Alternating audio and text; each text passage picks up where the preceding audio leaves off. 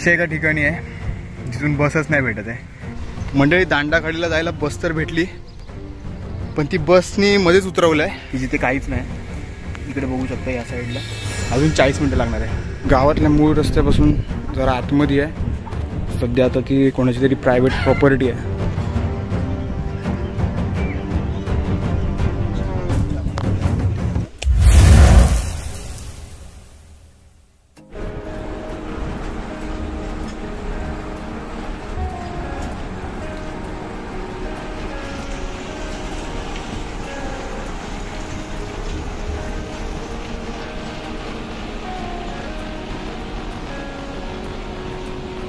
जय शिवराय मंडळी, स्वागत आहे एका नवीन व्हिडिओमध्ये। आता सध्या सपाळेमध्ये आहे, पालघर जिल्ह्यातील सपाळे स्टेशनमध्ये। आणि सपाळे गावामध्ये आपण आता अशा एका ठिकाणी आहे जिथून बसच नाही भेटत आहे। जवळपास 10-20 मिनिटं झाली। आता मागची जर तुम्ही व्हिडिओ बघित असेल तर इथे ही शोध मोहीम चालू आहे आपली, आणि जवळपास 3 ते 4 कोट छोटे गडीवजा किल्ले असे छोटे छोटे बुरुज वगैरे आपण बघितले आहेत। आणि आता आपल्याला जायचं आहे ते म्हणजे सपाळे आणि केळवे यांच्यामध्ये एक खाडी आहे जिचं नाव आहे दांडाखाडी। त्या दांडाखाडीला जायचं आहे आणि त्याच्यासाठी मथाने कोड आपण मागच्या व्हिडिओमध्ये पाहिला। जर तुम्ही बघितला नसेल तर नक्की एकदा बघा, त्याची डिस्क्रिप्शनमध्ये मी लिंक देतोय। तर मथाने कोड बघितला आणि त्याच्यानंतर आपल्याला दांडाखाडीला जायचं आहे, परंतु ती बस एकच नाही जात, 2 फाटे फुटतात। तर आगरवाडी या गावामध्ये एका अशा ठिकाणी तर थांबलो आहे की जिथे काहीच नाही। इकडे बघू शकता या साईडला इथे रस्ता आहे, तर रोशन तिथे थांबलं आहे कारण की बस किंवा एखादी रिक्षा वगैरे काय टमटम वगैरे तरी काय वाहन भेटतं आहे काय बघायला। तर बघू आता, अशी आपली शोध मोहीम चालू आहे। पोचतोय की नाही बघू दांडाखाडीवरती।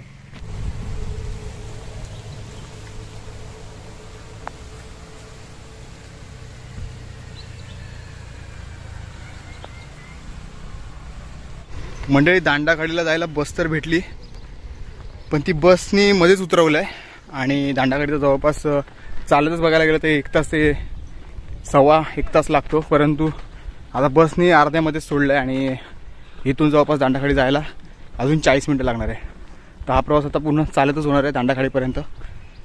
त्या दांडाखाडीला पण जवळपास 3 कोट आहेत, गडीवजा किल्ले तसे। आता आपण तिथे जाऊया।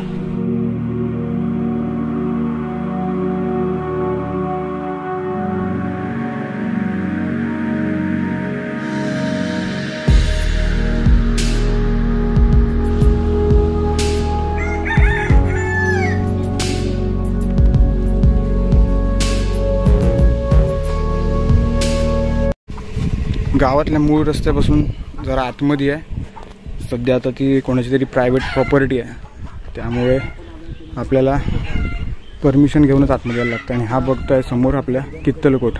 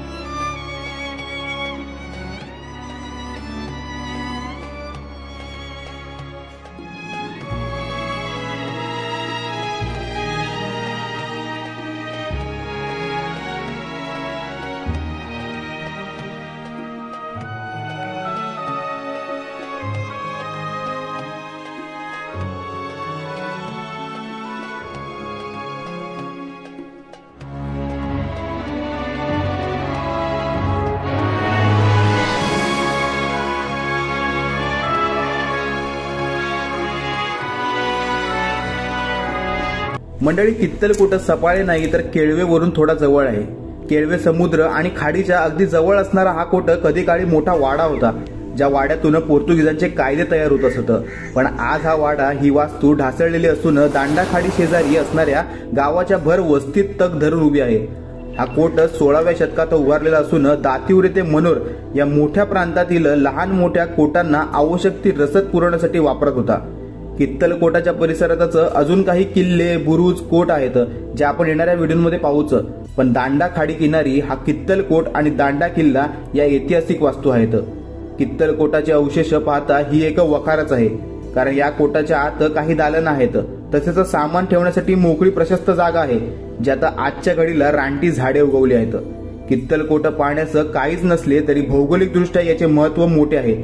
आणि या दांडा खाडी प्रदेशाचा प्राचीन संदर्भ उल्लेख दांडा ऋषादिगण असा येतो.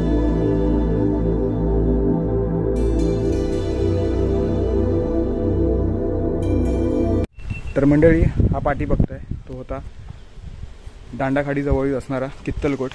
सध्या त्याचं एवढेच अवशेष, भग्नावशेष उरलेले आहेत. तर आता ही व्हिडिओ तुम्हाला कशी वाटली नक्की कमेंट करून कळवा. आता आपण चाललं दांडा खाडीच्याच पुढे असणाऱ्या एका दांडा कोटाकडे.